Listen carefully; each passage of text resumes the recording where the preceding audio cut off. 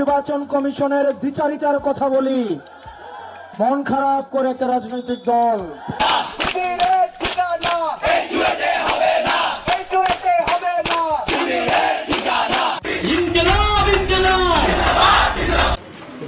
আমার মুখের মধ্যে কিল ঘুষি মেরেছে। নির্বাচনের পরিবেশটা তৈরি না করে যেন তেন নির্বাচন দিলে তো এটা কেউ মেনে নেবে না। আজ এক সমাবেশে বৈষম্য বিরোধী ছাত্র আন্দোলনের নেতাকর্মীরা স্লোগান দেন,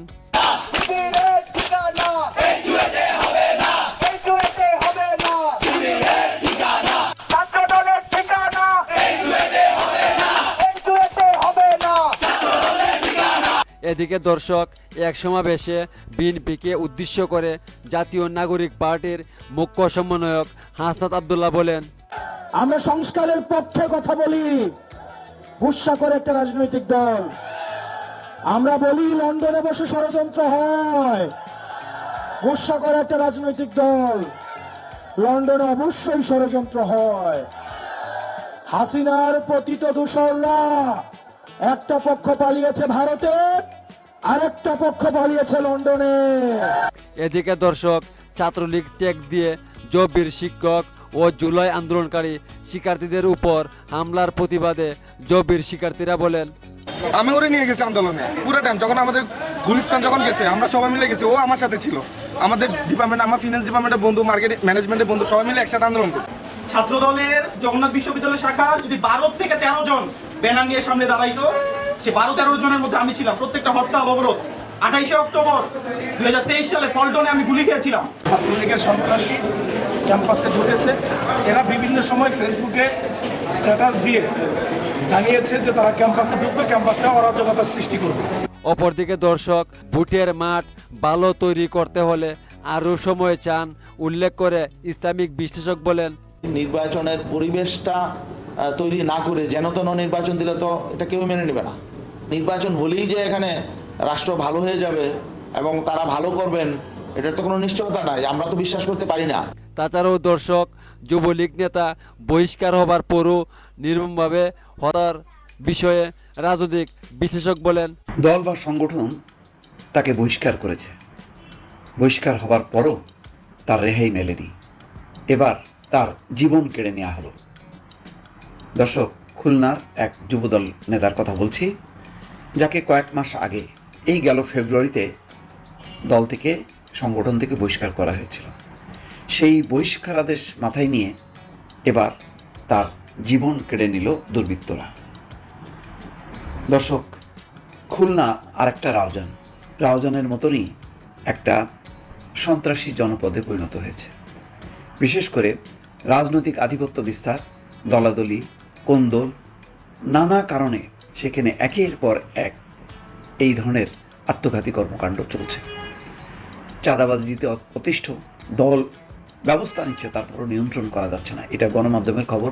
দর্শক, আমার কোনো বিশ্লেষণ না। বলা হচ্ছে যে বহিষ্কার করা হচ্ছে, সাসপেন্ড করা হচ্ছে, সদস্যপদ বাতিল করা হচ্ছে, তারপরও বিএনপির তৃণমূলের অনেক নেতাকর্মীকে সামলানো যাচ্ছে না। দল সম্ভবত এখানে অসহায় হয়ে পড়েছে। এই যে যুব দলের এক নেতাকে আজকে শুধু গুলি করা হয়নি, তার মৃত্যু নিশ্চিত করার জন্য তার রগও কেটে দেওয়া হয়েছে, একেবারে প্রকাশ্যে, কোনো গোপনে না। তার বাসার সামনে তিনি তার গাড়ি পরিষ্কার করছিলেন, পানি দিয়ে ধোয়া মোছা করছিলেন।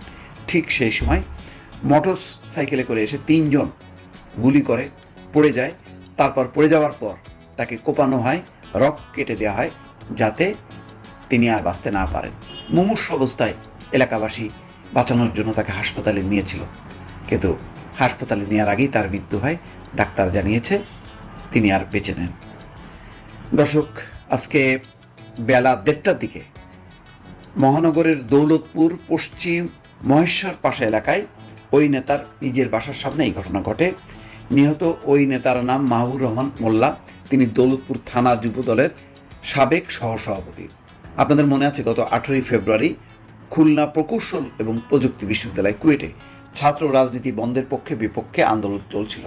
ওই সময় বহিরাগতরা আবার এই বিএনপি, যুবদল, ছাত্রদল এদের নেতৃত্বে সেখানে চড়াও হয়, ছাত্রদের সাথে মারামারিতে লিপ্ত হয়। ওই ঘটনায় এই মাহবুর রহমানকে বহিষ্কার করা হয়। রামদাহাতে তার ছবি একাধিক গণমাধ্যমে প্রকাশিত হয়, সামাজিক যোগাযোগ মাধ্যমে সেই ছবি ভাইরাল হয়। এই ছবি দেখে সংগঠন সাথে সাথে তাকে দল থেকে বহিষ্কার করে।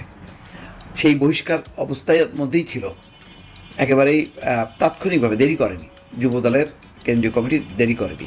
সেই বহিষ্কারাদেশ মাথায় নিয়েই এই মাহবুব রহমান চলছিল। জানি না এর মধ্যে আরও কোনো দলাদলিতে বা এলাকায় আধিপত্য বিস্তারে তার কোনো ভূমিকা ছিল কিনা, অন্য গ্রুপের সঙ্গে সংঘাত ছিল কিনা। আজকে একেবারে ভর দুপুরে, বলা যায় দিনে দুপুরে, তাকে মেরে ফেলা হলো। জীবনের কোনো নিরাপত্তা নেই। আগে মনে করেন দুর্বৃত্তরা রাতে ওত পেতে বসে থাকতো, এখন কি রাত কি সকাল, যখন তখন মেরে ফেলা যায়। এবং সেই ধরনের একটি পরিস্থিতি তৈরি হয়েছে। এই সব পরিস্থিতি সামলানো আইনশৃঙ্খলা বাহিনী বলেন যে কারোর পক্ষে খুবই কঠিন, খুবই কঠিন। সেই কঠিন কাজটা আর হবে কি না জানি না। এই ঘটনায় স্বাভাবিকভাবেই সবারই নিরাপত্তাহীনতা আবার বাড়ল। মানুষ যখন এই সমস্ত ঘটনা দেখে যে দিনে দুপুরে মেরে ফেলা যায়, তাহলে তো আর সাধারণ মানুষ যারা, তারা আরও শঙ্কিত হয়ে পড়ে। দুপুরে বাসার সামনে নিজের প্রাইভেট কার পরিষ্কার করছিলেন মাহবুব রহমান। এ সময় একটি মোটরসাইকেলে 3 জন দুর্বৃত্ত এসে মাহবুবকে গুলি এবং 2 পায়ের রক কেটে হত্যা করে। মোটরসাইকেলে একজন হেলমেট পরা থাকলেও অপর 2 জন মাথায় হেলমেট ছিল না। স্থানীয় বাসিন্দারা আহত অবস্থায় তাকে উদ্ধার করে খুলনা মেডিকেল কলেজ হাসপাতালে নিয়ে যায়। এ সময় কর্তব্যরত চিকিৎসক তাকে মৃত ঘোষণা করেন। খুলনা মহানগর পুলিশের উপকমিশনার মোহাম্মদ তাজুল ইসলাম বলছেন, মোটরসাইকেলে আসা 3 জনের হাতেই আগ্নেয়াস্ত্র ছিল। তারা মাহবুব রহমানের উপর এলোপাতাড়ি গুলি করেন। আমরা ঘটনাস্থল থেকে 5টি গুলির খোসা পেয়েছি। তার মাথা এবং শরীরের বিভিন্ন অংশে গুলি লাগে। এরপর মৃত্যু নিশ্চিত করার জন্য রগও কেটে দেওয়া হয়েছে। কত দুর্ভাগ্যজনক। তাজুল ইসলাম বলেন, এলাকার আধিপত্য বিস্তারকে কেন্দ্র করে হত্যাকাণ্ড ঘটেছে বলে প্রাথমিকভাবে আমরা সন্দেহ করছি। ঘটনার সঙ্গে জড়িত থাকতে পারেন এমন সন্দেহভাজন ব্যক্তিদের নাম আমরা পেয়েছি, আমরা যাচাই বাছাই করছি। কিন্তু সবই হবে, কিন্তু মাহবুব রহমানের জীবন তার ফিরে আসবে না। ভালো থাকবেন, আল্লাহ হাফেজ। আমরা সংস্কারের পক্ষে কথা বলি, গুসা করে একটা রাজনৈতিক দল। আমরা বলি লন্ডনে বসে ষড়যন্ত্র হয়, গুসা করে একটা রাজনৈতিক দল। নির্বাচনের পরিবেশটা তৈরি না করে যেন তেন নির্বাচন দিলে তো এটা কেউ মেনে নেবে না। নির্বাচন হলেই যে এখানে রাষ্ট্র ভালো হয়ে যাবে এবং তারা ভালো করবেন, এটার তো কোনো নিশ্চয়তা নাই। আমরা তো বিশ্বাস করতে পারি না। সরকারকে অবশ্যই প্রশাসনিক সক্ষমতা এবং আরো কর্তৃত্ববাদী হয়ে একটি সুষ্ঠু নির্বাচন করার জন্য যে সকল বাধাগুলো আছে, অন্তরায় আছে। তো দর্শক, বর্তমান রাজনৈতিক পরিস্থিতি নিয়ে আপনাদের কি মতামত নিচে কমেন্ট করে জানিয়ে দিন। ধন্যবাদ সবাইকে।